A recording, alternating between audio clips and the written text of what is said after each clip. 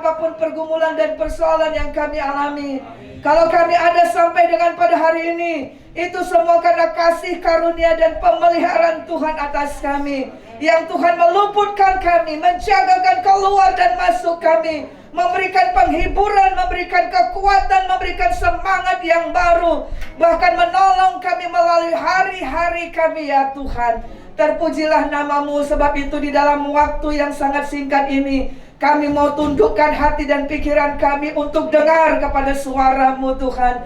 Kami mengizinkan Roh Kudus untuk menjamah, membukakan mata rohani kami dan telinga rohani kami, dan menjamah hati kami. Bekerjalah, kerjakanlah sesuai dengan maksud dan rencana-Mu kepada setiap orangnya Tuhan. Segala ikatan-ikatan yang mengikat tubuh, roh dan jiwa kami patahkan, kami hancurkan demi nama Yesus. Dalam nama Yesus, pikiran yang terikat, jiwa yang terikat, kami patahkan di dalam nama Yesus. Terbukalah, terlepaslah. Di mana ada Roh Allah, di situ ada kemerdekaan. Damai sejahtera Tuhan turunlah, anugerah Tuhan turunlah, kesehatan, kekuatan, sukacita turunlah atas kami pada saat ini. Darah Yesus tutup bungkus kami. Darah Yesus hancurkan kutuk, hancurkan mantra-mantra kuasa-kuasa si jahat demi nama Yesus. dan Tuhan dipermuliakan. Kami buka hati kami dan siap menyambut firman Tuhan. Berfirmanlah, kami siap untuk mendengar. Sama-sama katakan amin. Amin. Haleluya. Shalom saudara. Ya, bisa katakan kiri dan kanan, Tuhan itu dahsyat. Amin saudara. Kita akan baca firman Tuhan dari kitab Filipi pasal yang kedua, ayat 1 sampai dengan 11. Mari kami jemput, kita akan bangkit berdiri. 1, 2 ya. Jadi karena dalam Kristus ada nasihat, ada penghiburan kasih, ada persekutuan roh, ada kasih mesra dan belas kasihan. Karena itu sempurnakanlah sukacitaku dengan ini.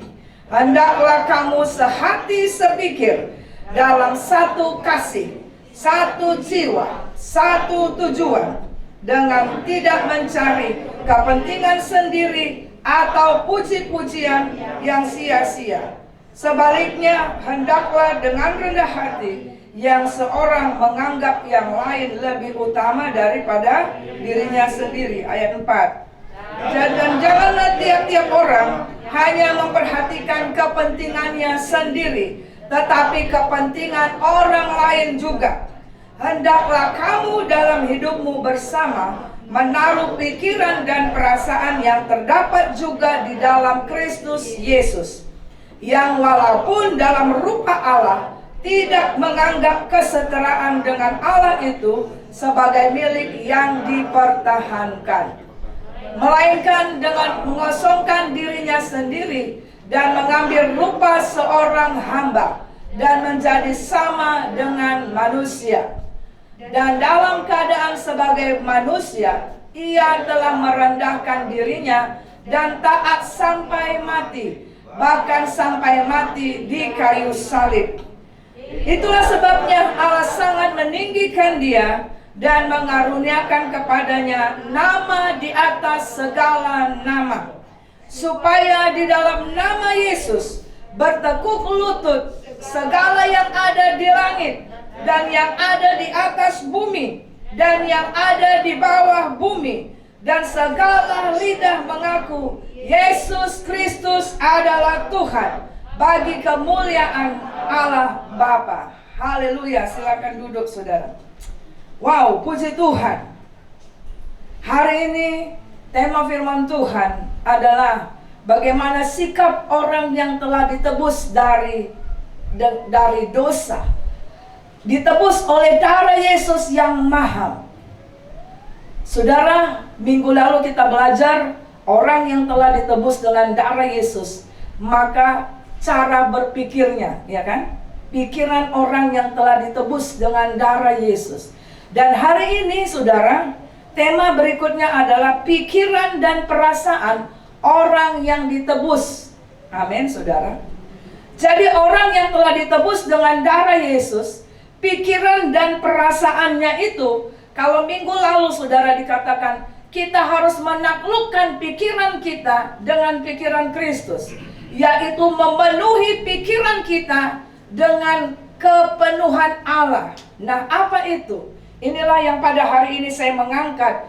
Bagaimana maksudnya itu adalah pikiran saya, perasaan saya yang ditebus dengan Kristus adalah mempunyai pikiran dan perasaan seperti Yesus bagaimana berpikir, seperti Yesus bagaimana berperasaan. Amin. Saudara yang terkasih, kita akan baca sekali lagi di dalam ayat yang kelima ini. Kita baca sekali lagi ya. Amin. Yuk kita baca ya. 1, 2 ya. Hendaklah kamu dalam hidupmu bersama menaruh pikiran dan perasaan yang terdapat juga di dalam Kristus Yesus. Kalau kita sudah baca tadi dari ayat yang ke-1, dan judulnya saudara, nasihat untuk hidup bersatu ya. Dan saudara, kita akan lihat apa yang akan kita belajar di sini. Ayat ini berkata saudara ya, hendaklah kamu dalam hidupmu bersama. Orang yang ditebus dengan darah Yesus, orang yang telah diselamatkan, yang katanya sudah terima Yesus sebagai Tuhan dan Juru Selamat, itu akan terlihat berbeda di dalam hidup berinteraksi dengan sesama. Amin. Berbeda cara nikah rumah tangganya, hubungan suami istrinya. Karena sekarang banyak nikah rumah tangga, nikah tapi suaminya boleh jalan sendiri, boleh berkomitmen dengan pria yang lain, istri dengan yang lain. Pernikahan itu hanya status dan sebagainya. Tapi orang yang ditebus dengan darah Yesus, pernikahannya berbeda. Amin. Cara dia memeliharakan anak, mendidik anak juga beda. Amin. Cara dia berinteraksi di dalam bertetangga itu beda. Cara dia berinteraksi sebagai warga kerajaan surga di tengah jemaat, di antara pelayan, di dalam bermasyarakat itu berbeda, saudara. Makanya ayat ini dikatakan, ya, hendaklah kamu dalam hidupmu bersama. Ini juga mengingatkan saudaraku yang terkasih, kalau orang sudah ditebus dengan darah Yesus, bukan berarti langsung dia pergi naik gunung dan tidak ketemu siapa-siapa. Oh, supaya aku hidup kudus, aku tidak mau berinteraksi dengan siapapun. No, salah. Justru ketika engkau dalam pergumulan, persoalan, dalam nikah rumah tangga, di dalam masalah ekonomi, di dalam apapun, dunia ingin melihat bagaimana engkau menyelesaikan masalah di nikah rumah tanggamu. Bagaimana Tuhan hadir dalam nikah rumah tanggamu. Bagaimana engkau bisa kuat menghadapi anakmu, suamimu, mertuamu yang belum bertobat. Kehadiran Kristus, kuasa Tuhan, mujizat Tuhan itu harus dapat dilihat orang lain, dunia, di dalam interaksi kita dimanapun berada. Amin. Orang akan bisa melihat bagaimana engkau sebagai pemuda, di dalam pekerjaanmu, di dalam mencari jodoh, di dalam tekanan di dalam dunia kerja, di dalam masa pandemi ini di mana engkau tetap kuat, tetap terpelihara oleh Tuhan. Amin. Amin. Ada yang setelah kita hampir mau 2 tahun pandemi, ada yang tidak makan di sini? Gak ada. Ada yang gak sekolah? Tidak ada. Amin, saudara. Ya. Nah, saudara yang terkasih dalam nama Yesus, maka saya menyebutkan yang pertama, orang yang ditebus Tuhan terlihat beda dalam hidup berinteraksi dengan sesama. Ya. Berbeda putri raja dengan putri rakyat. Beda nggak, saudara? Kita telah ditebus dengan darah Yesus. Kita dipindahkan dari kehidupan kita yang lama, cara hidup yang lama, menjadi warga kerajaan surga, di mana kita sebut engkaulah Allah, engkaulah Bapa kami, engkaulah Raja kami. Amin, saudara. Artinya kita anak-anak kerajaan itu, kerajaan surga. Maka di sini kita akan melihat yang kedua adalah orang yang ditebus dengan darah Yesus. Kalau kita mengatakan saya sudah ditebus dengan darah Yesus, saya percaya di dalam nama Yesus, saya diselamatkan, maka yang kedua adalah kita akan mengalami transformasi cara dan pola berpikir. Amin. Dikatakan dalam hidupmu bersama, hendaklah kamu punya pikiran dan perasaan sama seperti Kristus. Kenapa kita harus ditebus dengan darah Yesus? Karena pikiran dan perasaan kita sering menjadi masalah dalam hubungan kita bersama-sama. Betul apa tidak? Halo? Ya. Saudara sadar atau tidak sadar? Saudara mau apa enggak mau, saudara setuju. Pikiran dan perasaan kita sering membuat kita bermasalah dalam kehidupan bersama, saudara. Makanya ayat itu dikatakan hendaklah kamu dalam hidupmu bersama. Saudara, kita nggak bisa hidup tanpa orang lain di sisi kita, karena kita adalah juga makhluk sosial. Nggak bisa ketika engkau menikah maka engkau hanya dengan pasanganmu aja, kagak bisa. Harus bisa nerima suaminya, dengan mertuanya, dengan ipar-iparnya, dengan semuanya. Kaling bubunya, bolunya, siapa lagi, semuanya. Saudara, yang ikut sedikit itu sedikit banyaknya, kalau tidak pikiran dan perasaan kita ditransformasi, kita akan mengalami masalah. Di situ nanti akan ada perpecahan. Makanya di dalam ayat 1 dan 2 dan 3 dikatakan, bagaimana orang tidak akan bisa bersehati, sepikir, sejalan, satu tujuan kalau belum dirubah, belum ditransformasi oleh Kristus, oleh firman Tuhan, hatinya dan pikirannya. Ini dua nih. Amin, saudara. Ini ke sini. Bilang dulu, pikiranku harus ditransformasi oleh Yesus. Perasaanku harus ditransformasi oleh Yesus. Amin. Amin, saudara. Ya. Nah, mari kita akan baca Roma 12 ayat 2. Ya. Roma 12 ayat 2 berkata begini. Kita baca yuk. 1, 2 ya. Janganlah kamu menjadi serupa dengan dunia ini, tetapi berubahlah oleh pembaharuan budimu, sehingga kamu dapat membedakan manakah kehendak Allah, apa yang baik, yang berkenan kepada Allah, dan yang sempurna. Orang yang menerima Yesus sebagai Tuhan dan Juru Selamat, yang disebut hidup baru, yang dimaksud hidup baru adalah bukan langsung ketika kita sudah dibaptis selam kita keluar dari yang hitam jadi putih. Atau yang tadinya rambutnya seperti saya lurus, ketika keluar dari air langsung jadi keriting. Yang hidungnya pesek langsung jadi mancung. Bukan, saudara. Amin, saudara. Tapi yang dimaksud hidup baru, ya, yang dimaksud lahir baru adalah hendaklah kamu jangan menjadi serupa dengan dunia ini, tetapi berubahlah itu oleh pembaharuan budi. Bukan seperti dulu, ini budi.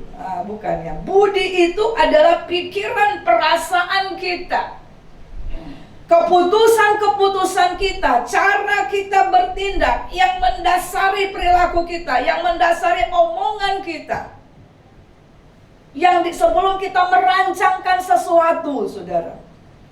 Dan dikatakan harus berubah. Amin. Orang yang ditebus dengan darah Yesus, ayat ini berkata harus berubah. Katakan, saya harus berubah. Belum semua. Walaupun saya pakai masker, saya tahu ada yang diem saja. Jangan diem saja. Amin, saudara. Ya. Yuk sama-sama. Saya harus berubah. Dibaharui pikiranku dan perasaanku oleh Kristus. Amin, saudara. Ya. Dunia akan bisa melihat dari pikiran dan perasaanmu, karena itulah yang akan melahirkan bagaimana kau ngomong. Betul nggak? Kalau pikiranmu lagi kusut, lagi banyak masalah, nah kamu bertindak seperti gini. Ya kan? Kalau hatimu sedang terganggu, maka ngomongmu tajam. Kan gitu. Nah, makanya dikatakan kamu jangan menjadi serupa dengan dunia. Dan di sini dikatakan harus berubah dan dibaharui. Ya. Jadi kalau kita sudah lama ikut Tuhan, kita menyebutkan KTP kita Kristen, sudah lama katanya sudah di dalam Tuhan, dari opung-opung, dari sejak lahir. Tapi kalau dunia, orang sekelilingmu tidak bisa melihat perubahanmu, jangan-jangan kita belum lahir baru. Jangan-jangan kita belum diselamatkan. Orang melihat dulu cakap kotor, sekarang cakap kotor. Dulu tidak suka baca firman, sekarang gak suka baca firman. Dulu tidak semangat doa, sekarang juga gak semangat doa. Karena dikatakan apa? Di mana ada hartamu, di situ juga hatimu. hati dan pikiran kita dipenuhi dengan Kristus, maka kita dengan berbagai alasan dalam situasi apapun akan tetap cari Tuhan. Mendasari segala sesuatu dengan firman Tuhan. Makanya ayat ini dikatakan kita harus berubah dan dibaharui pikiran. Untuk apa? Supaya saya bisa membedakan apakah itu kehendak Tuhan atau kehendak sendiri. Kehendak Tuhan atau keinginan dagingku, atau keinginan dunia yang sedang aku lakukan. Saudara, hanya dengan ketika pikiran dan perasaan kita dibaharui oleh Kristus, kita dapat mengerti, oh ini rupanya enggak kehendak Tuhan. Ketika aku pilih dengan jodoh yang tidak dalam Tuhan, tidak seiman, tidak satu Tuhan, enggak dalam Tuhan, rupanya enggak kehendak Tuhan. Ketika aku putuskan untuk cerai, firman Tuhan bilang enggak. Ketika saudara ingat kisah si Hagar, saudara, pada waktu itu dia ketika ditindas oleh nyonyanya yaitu Sarah, ya, dan dia melarikan diri, lari dari rumah, kan gitu ya. Gitu dia lari dari rumah dan dia ada di padang gurun, langsung malaikat Tuhan kejar dia dan dikatakan, "Hei Hagar, kamu ngapain di sini?" Dan Tuhan bilang apa? "Balik kamu. Biarlah nyonyamu menindas." Kalau pikiran daging kita nggak mau ditindas, betul? Halo? Mari kita akan baca Mazmur 119. Ya, diantaranya kok saya jadi ini. Ingat ini ayatnya. Yuk kita baca Mazmur 119 ayat 71. Yuk, 1-2 ya. Bahwa aku tertindas itu baik bagiku, supaya aku belajar ketetapan.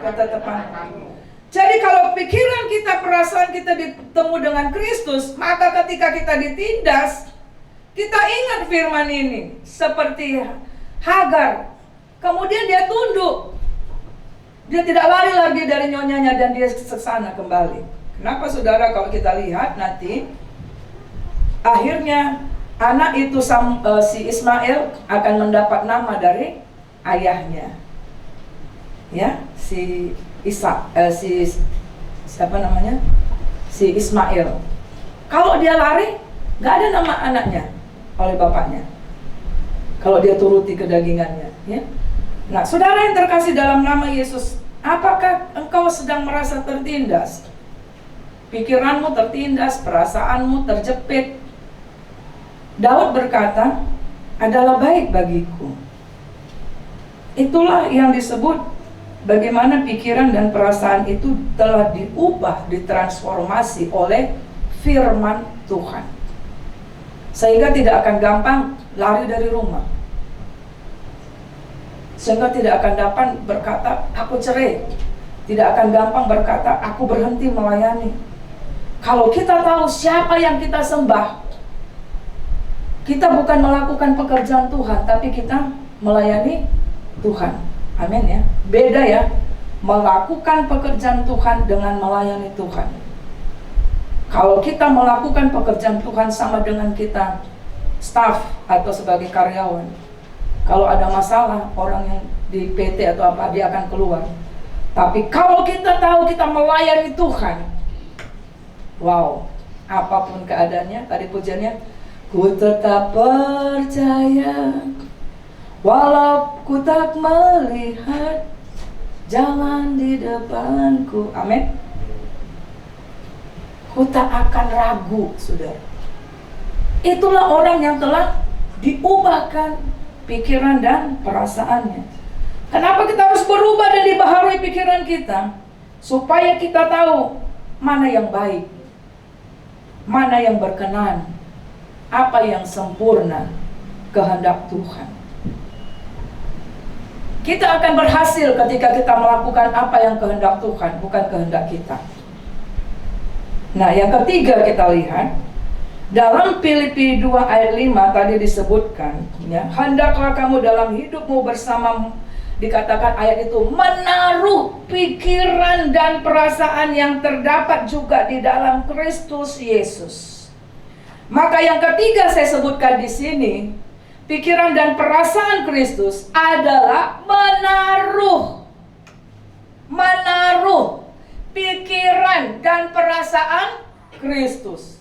Artinya apa saudara? Kalau menaruh, saya menaruh masker ini di atas meja. Artinya?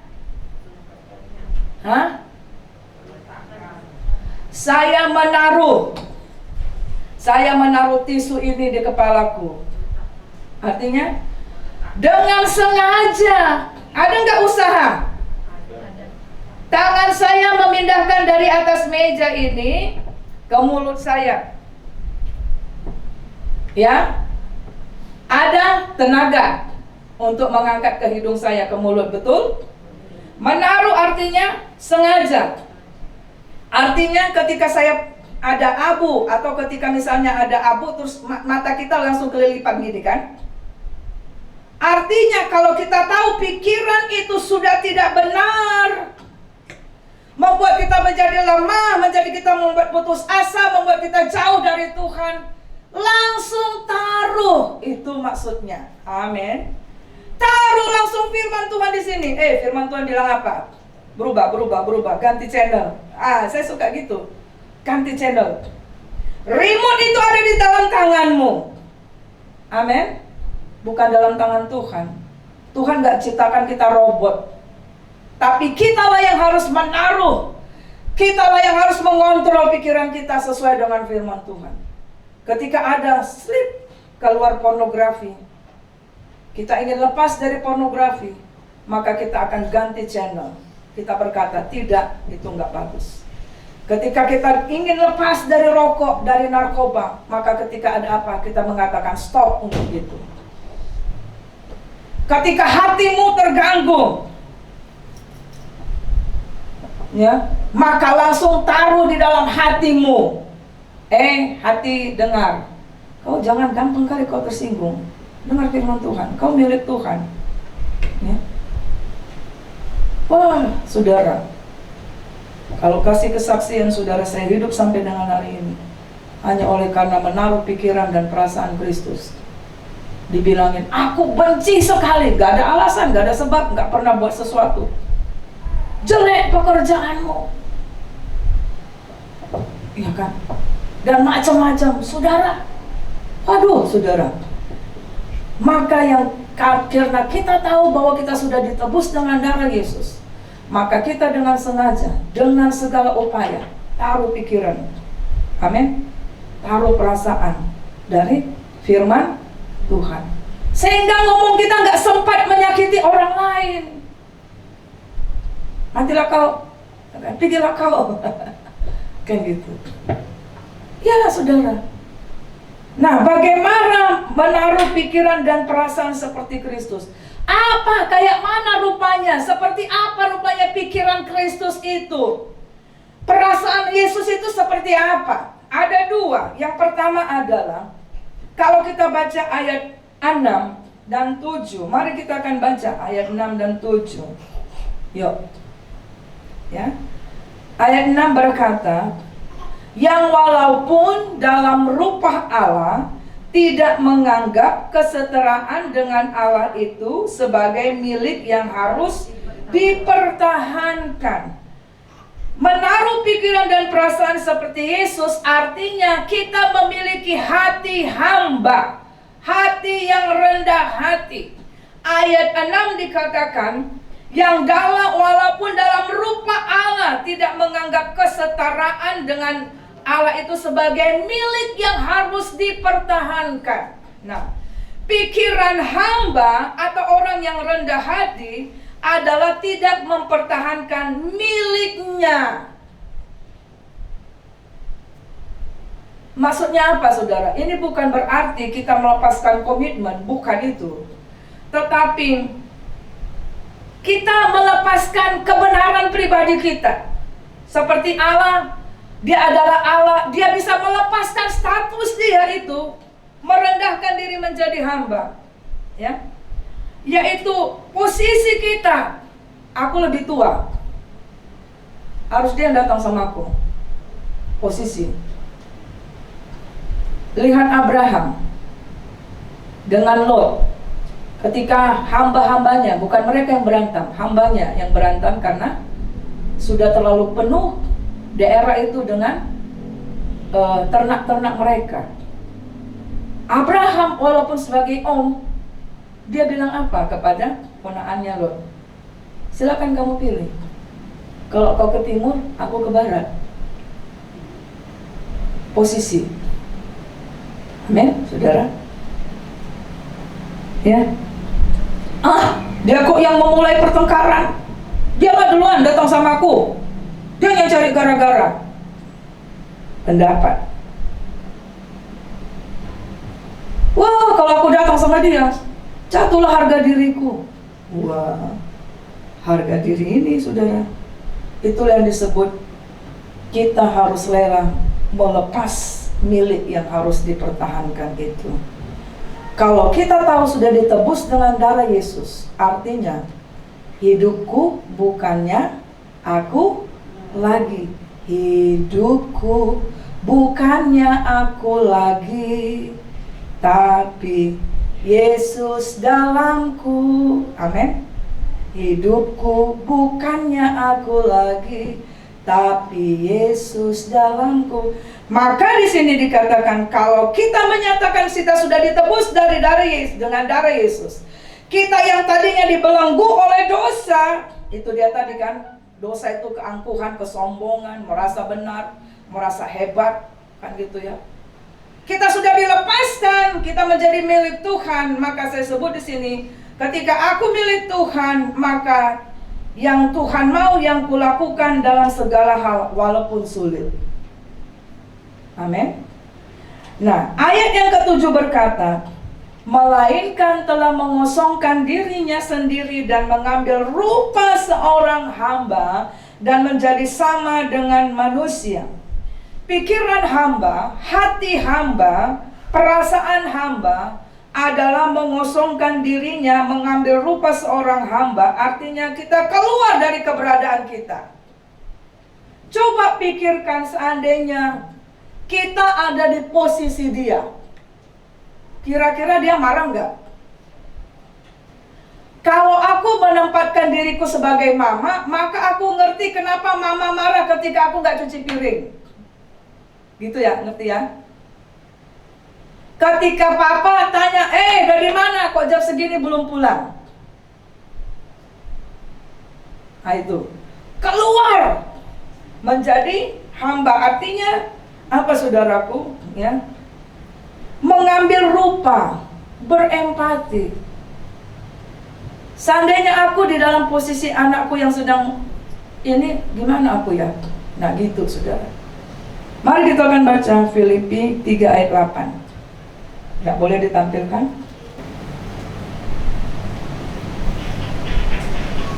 Ya, yuk kita baca. Malahan segala sesuatu kuanggap rugi karena pengenalan akan Kristus Yesus Tuhanku lebih mulia daripada semuanya. Oleh karena dialah aku telah melepaskan semuanya itu dan menganggapnya sampah supaya aku memperoleh Kristus. Rasul Paulus itu hebat sekali. Dia ada di Sanhedrin, gak sembarangan orang ada di sana. Tapi dia melepaskan itu, saudara.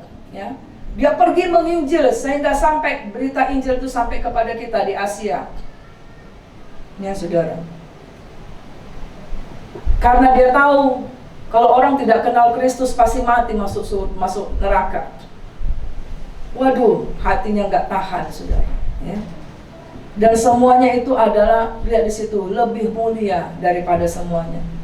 Ya nggak apa-apalah dia buat seperti itu, asal aku tetap di dalam Tuhan. Kan toh nanti dia yang bertanggung jawab untuk setiap omongannya. Betul? Kan ada dia bilang, setiap perkataan yang sia-sia akan dipertanggungjawabkan di hadapan Tuhan. Perkataan aja dipertanggungjawabkan, apalagi perilaku. Amin, saudara? Ya, saudara ya. Pikiran hamba itu artinya merendahkan diri dan menundukkan diri pada kehendak Allah, melepaskan hak. Nah, yang kedua, apa pikiran dan perasaan Kristus? Adalah memiliki hati yang taat sampai mati. Mari kita baca Filipi 2:8. Ya. 1-2 ya. Dan dalam keadaan sebagai manusia, ia telah merendahkan dirinya dan taat sampai mati, bahkan sampai mati di. Itulah pikiran dan perasaan Kristus yang harus kita taruh setiap saat. Apa maksudnya hati yang taat sampai mati? Dia katakan Yesus adalah Allah, saudara. Mau merendahkan diri jadi manusia, saudara. Adalah untuk saya dan saudara, untuk dunia ini, saudara. Dia bisa saja ketika dia disiksa, ketika ditampar, kan gitu ya. Ketika dia ditusuk lambungnya, ketika dimahkotai duri, kalau dia dagingnya tidak mau taat sampai mati, bisa ditonjoknya enggak, saudara? Panglima itu. Bisa enggak? Bisa. Lihat di Taman Getsemani. Kuping aja bisa dikembalikannya, betul nggak, saudara? Dia ngomong aja bisa rebah. Tapi enggak, saudara. Artinya, saudara, penundukan diri sampai akhir hidup kita, menaruh pikiran dan perasaan itu harus setiap hari, setiap saat, selama kita masih hidup bersama tadi. Amin.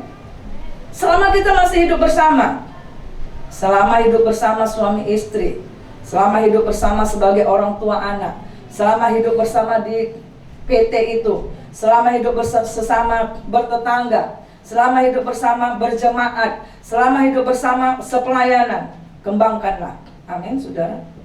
Ya, sampai mati, saudara. Berarti yang namanya transformasi pikiran dan perasaan di dalam Kristus itu, yang namanya hidup baru itu adalah in progress to the end. Amin. Itulah yang akan sampai ke tanah perjanjian, yang setia sampai akhir. Siapa yang ikut Tuhan? Angkat tangan. Amin. Bilang dulu, kamu ikut Tuhan gak? Bilang, sangkal diri, pikul salib, ikut Tuhan. Amin, saudara. Ya, kalau kita sudah gak mau lagi berinteraksi, artinya kita mau pindah ke alam lain. Ada yang sudah siap? Biar didoakan. Ya, nah kita baca Lukas 9 ayat 23. Yuk. Ayat itu berkata, itu ada di layar, 1-2-nya. Katanya, lihat itu nyanya huruf besar, Yesus yang berkata. Yuk kita baca ya. Katanya kepada mereka semua, setiap orang yang mau mengikut aku, ia harus menyangkal dirinya, memikul salibnya. Berapa hari? Setiap hari mengikut dan mengikut aku. Sekali lagi, 1-2 ya. Katanya kepada saya, semua bilang gitu ya. Oke, sama-sama ya. Oke ya, 1-2 ya. Katanya kepada saya, kata Tuhan Yesus kepada saya. Yuk 1 ya. Kata Tuhan Yesus kepada saya, setiap orang yang mau mengikut aku, saya harus menyangkal diri, memikul salib setiap hari dan mengikut Tuhan. Amin, saudara.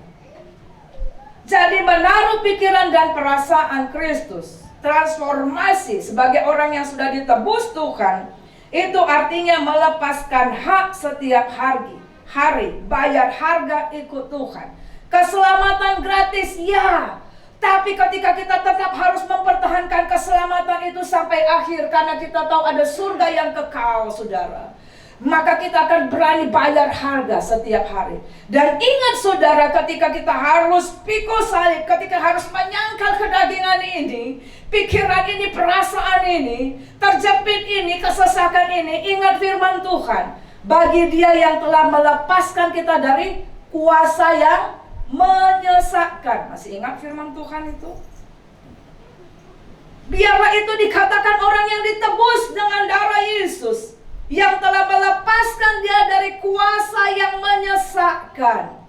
Jadi dalam kesesakan pikiranmu, ketika engkau hampir habis akal, perasaanmu sepertinya diremuk-remuk, dikoyak-koyakkan, maka di situ dikatakan, ingat kita tidak sendiri. Ada Roh Kudus, ada Tuhan di dalammu.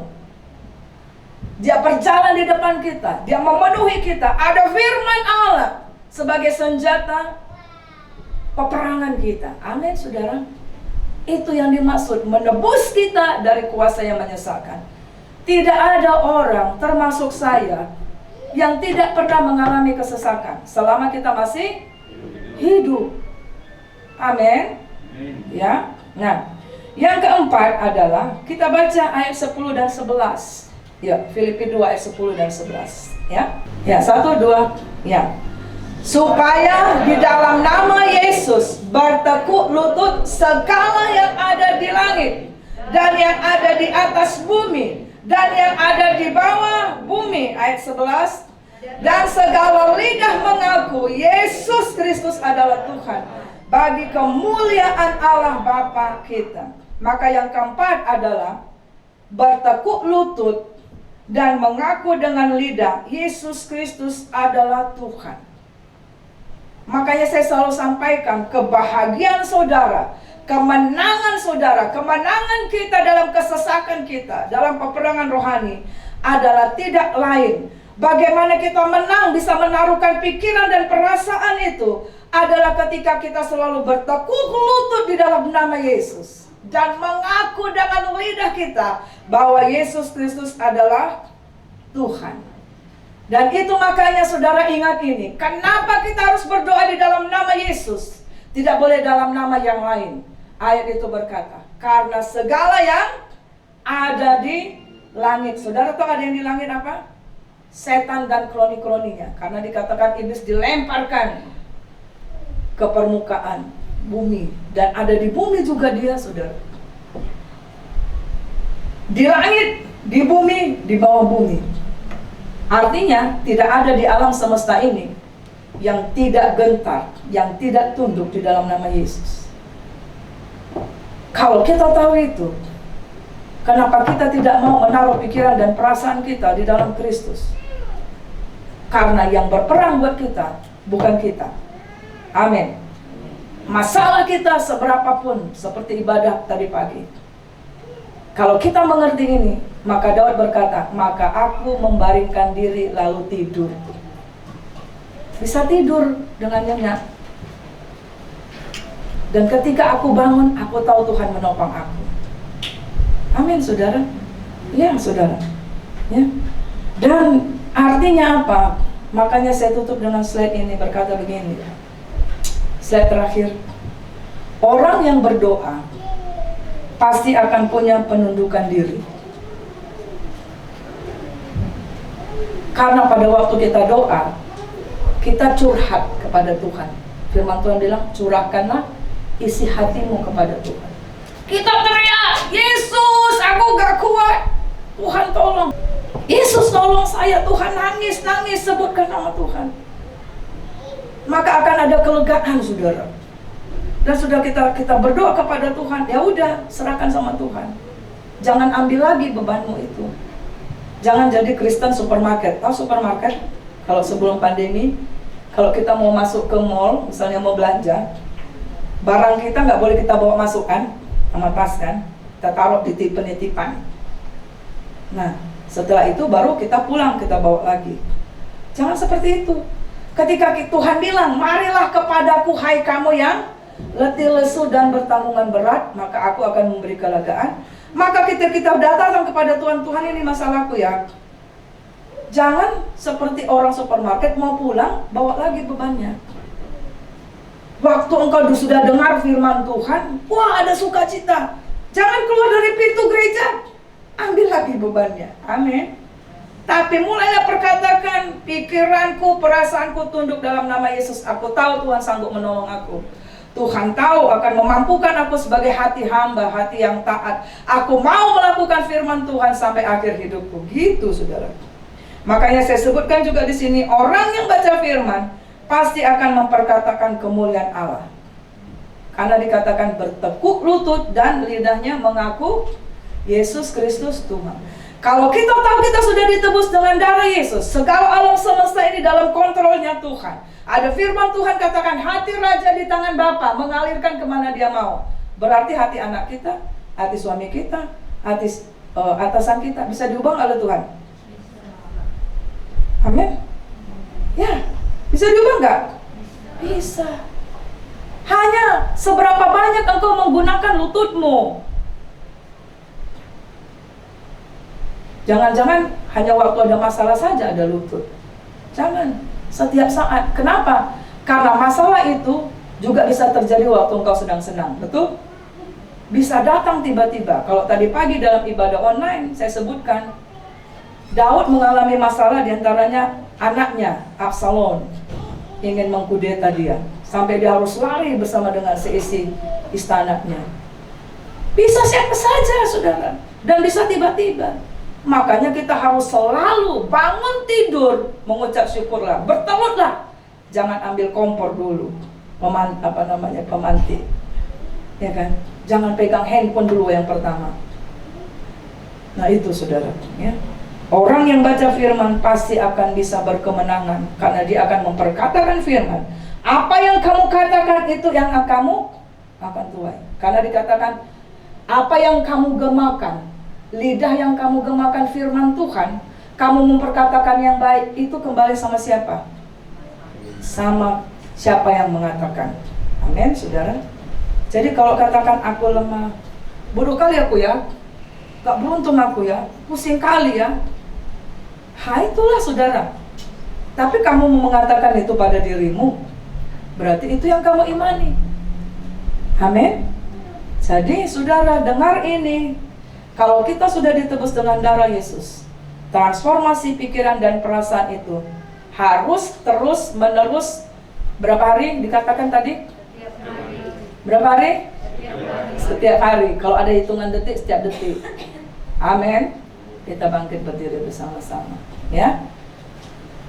Jadi hendaklah pikiran dan perasaan kita menunjukkan kita sudah ditebus dengan Kristus, ya. Puji Tuhan, saudara. Mari tim boleh maju ke depan. Naikkan dari hatimu dan sebagai komitmenmu kepada Tuhan. Tuhan, aku mau punya pikiran dan perasaan dalam Kristus setiap hari, setiap saat. Karena Tuhan sudah menebus aku, Tuhan sudah berikan aku kuasa. Di dalam nama Yesus bertekuk lutut segala sesuatu. Ya. Dan naikkan pujian ini. Banyak yang kau perbuat di dalam hidupku. Rancangan indahmu terjadi di hidupku. Bapa yang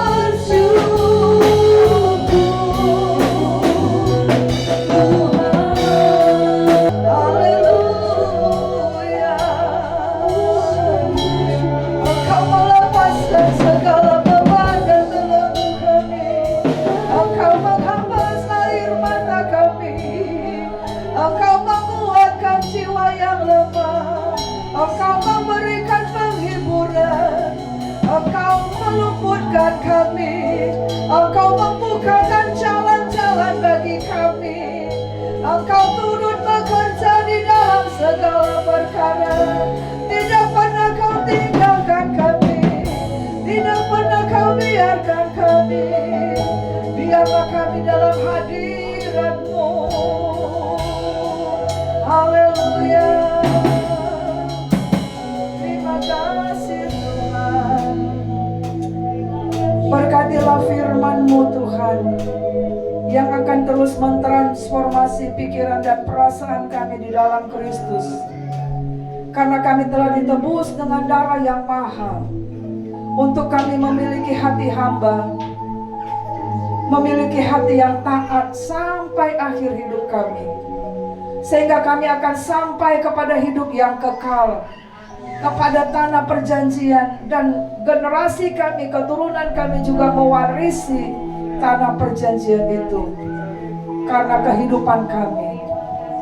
Tuhan, inilah kami, inilah umat-Mu, jemaat-Mu dalam segala pergumulan dan persoalan mereka. Yesuslah jawaban bagi mereka. Yesuslah yang menjadi penolong, dan Roh-Mu yang kudus menyertai mereka.